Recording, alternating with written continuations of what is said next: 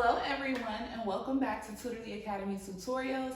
Today is our first weekend review. Do you guys see what we did there? Weekend review. So we are going over the concepts that we went over this week, specifically talking about atomic structure on the weekend. So it's our weekend review on the weekend. Haha, get it? Okay, cool. You guys didn't come there for that. You came to solidify the concepts a little bit more, all right? So the first part of this video, we are going to be going over the first video of this week, subatomic particles. If you guys do need to watch that video, that tutorial, however, that's gonna be right up here. In this video, we typically are just gonna go over the answers to different types of questions.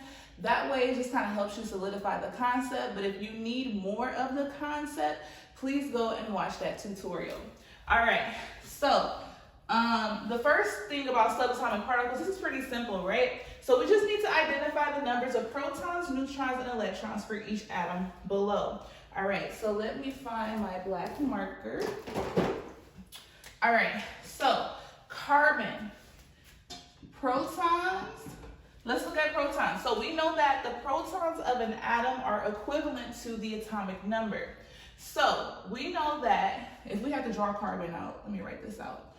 So carbon has a mass of 12. It has 6 protons. it has an atomic number of 6, right? So the number of protons, as I just said, are going to be 6. Its number of neutrons is going to be the mass number minus the atomic number. So that's going to be 12 minus 6, which is 6.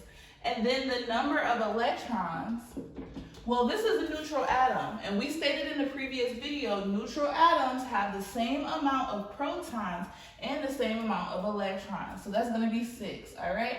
So, yeah, this is going to be, 666. Oh. Interesting number there, guys. All right, so then for magnesium, all right?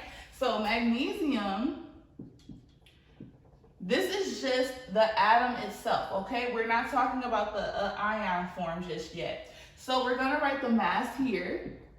So the mass of magnesium is going to be 24, and it's gonna have 12 as its proton number or as its atomic number. So for protons, as I just said, it's gonna be 12.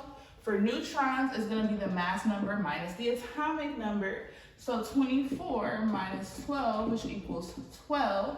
And then we will have the numbers of electrons, which is just going to be the exact same thing. So 12, 12, 12. All right? Now, magnesium as a cation. So nothing changes about its weight and about its atomic number, right? It just now has a charge of 2+. So that tells us that the number of protons and neutrons stays the same. Oops. Where's my eraser? Yes, those stay the same. So protons is going to be 12, neutrons is going to be 12. Now let's think about it. Electrons are negatively charged. So if our atom has a positive charge, that means it has lost its negative charge. So when we're trying to figure out what the charge is going to be for the electrons, we're going to do 12 minus 2, which equals 10 electrons. Hopefully that makes sense. Now let's look at fluorine. Fluorine here, it has an atomic number of 9 and a mass number of 19, right? All right, so we're doing the anion form, so it's fluorine minus 1, right? So protons are going to be 9. The neutrons are going to be mass number minus atomic number, so 19 minus 9, which is 10. And then the number of electrons are going to be the proton number plus 1 electron. So do you guys see when it's a cation, you're losing electrons, you're losing electrons, but when it's negative, you're gaining those electrons, right? So then that equals 10 electrons. All right, so hopefully this part makes sense. Now we are going to transition into electron configuration. All right, so now as promised, we are focusing on the electron configuration. So we are going to be finding the long and shorthand configurations of the following atoms. We're only going to do 3 just so it doesn't take as long. So we're going to do fluorine, argon, and iron. So let's start out with fluorine. So remember, this is a scavenger hunt. We're literally just following the trail until we get to the atom we need. So the first thing is that we start off in the s orbital, or the s block, right? Let me see if I can get this to sit still. There we go. All right, so 1s2, that brings us to helium. Now we're on the second principal energy level, so 2s2 gives us to beryllium. Now we're in the second principal energy level of the p block. And it happens to be that on this atom here, the 9th one, that's where fluorine is. So it's going to be 2p5. All right, so do you guys see how we went 1s2, 2s2, 2p, 1, 2, 3, 4, 5. Now, the shorthand version. What will the shorthand version of this look like? So we're just going to put it over here on this side. So when we do shorthand, we start off with the noble gas that comes immediately before the atom in question. So the atom in question is fluorine. So that means we have to go back to helium. So helium is where we will start. Now we just do the rest of this because helium is 1s2. So we just write 2s2, 2p5.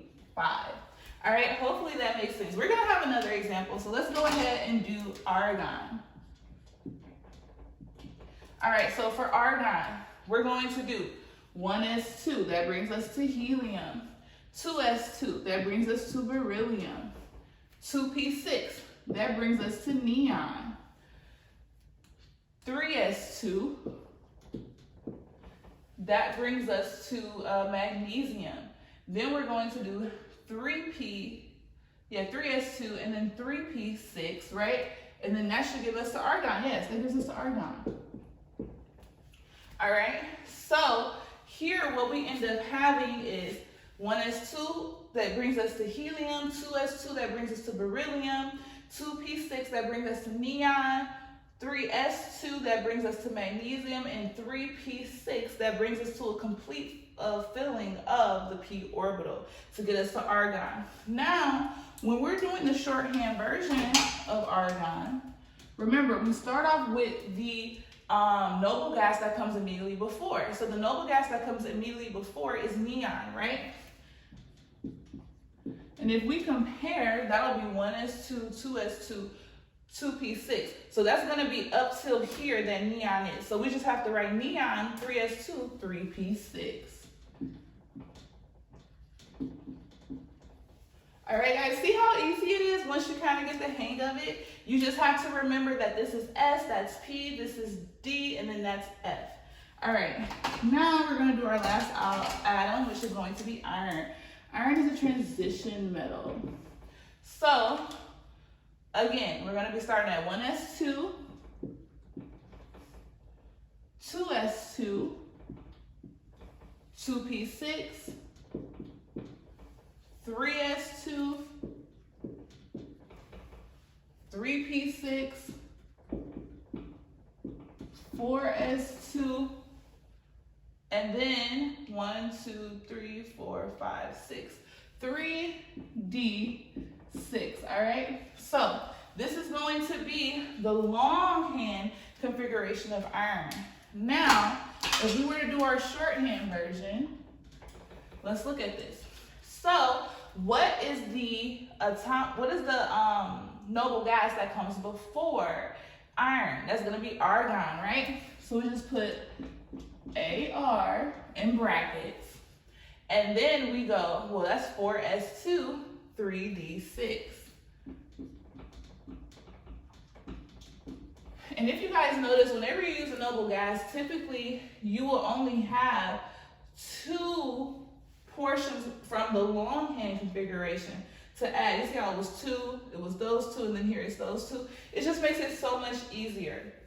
So hopefully you guys understand this concept more. If not, make sure that you check out the tutorial for this video. So lastly, which is going to be very easy, we're just going to go over valence electrons, okay? And then that'll be the end of our weekend review. All right, you guys, as promised, in our last portion of our weekend review for atomic structure, we're going to be going over identifying the number of valence electrons. Remember, valence electrons are the amount of electrons that are located on the outermost shell. Those are the electrons that actually participate in bonding to build atoms into molecules, all right? So this is going to be fairly easy, right? Because if you guys watch the tutorial, remember the group number corresponds to the valence electron number.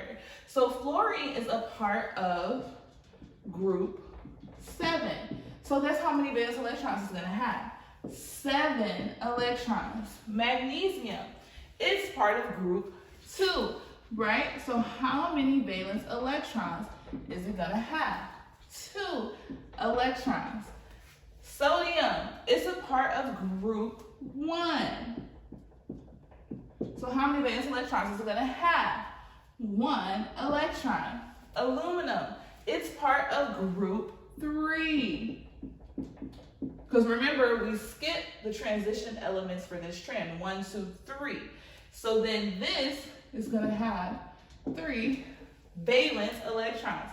So again, like I said, this will be very short, quick, and easy. And I hope that this helped you guys understand atomic structure a little bit better. Again, if you do need help solidifying the concepts, you can always go back and rewatch those tutorials, or you can book an individual tutoring session with us at www.tutorlyacademy.com.